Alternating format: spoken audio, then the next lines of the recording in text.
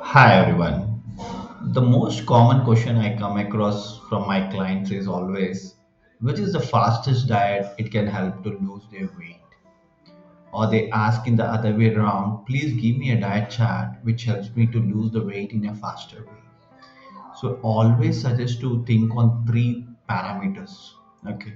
So basically when the client asks this question, I say them to think on these three things.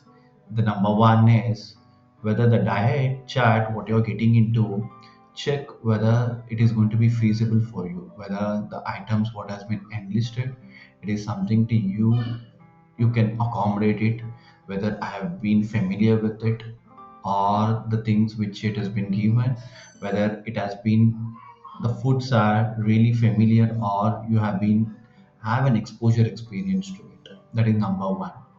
Second thing is I always ask them to check basically whether the diet what you're going to get in is going to sufficiently help you to meet your nutrition requirements. Okay. The number three is I ask them whether that diet, what you're going to get in, is going to be sustainable because it's not the game of losing weight at that moment. You need to sustain that weight after losing it, right? So if you are not able to sustain the diet what you're following now, definitely you can't sustain your weight also, right? The logic is very simple. So, what is the easiest thing? Before that, I'll talk about few of the things, right? Basically, there are ample of diets in the market, like blood group diet, GM diet, or it might be a keto diet, right? I'm not saying these are bad in nature, but the only thing is these cannot be sustainable. Okay, especially we from India, right? We are used to certain way of eating the food. Okay, basically we are pretty happy. Our diets are clearly in a balanced nature. Okay, if we see the tradition how we follow of eating the food, but as the age changes has happened in the revolution of food industry, so some way there is a change in eating pattern also. But if we go back to the roots, we were eating very in a form of a balanced diet. So if you ask me, balanced diet is the key. Okay, so which can be sustained for longer duration. I can also give you few examples. For an instance, in a balanced diet you get all your nutrients like carbohydrate, protein, fats, vitamins, minerals, water and fiber. Any nutrient which is I mentioned now, which you're not including in your diet for a longer duration, definitely will have a repercussions.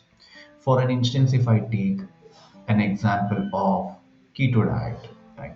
It's a wonderful diet. I don't have any negative on that, but you can't sustain for a longer duration from Indian perspective.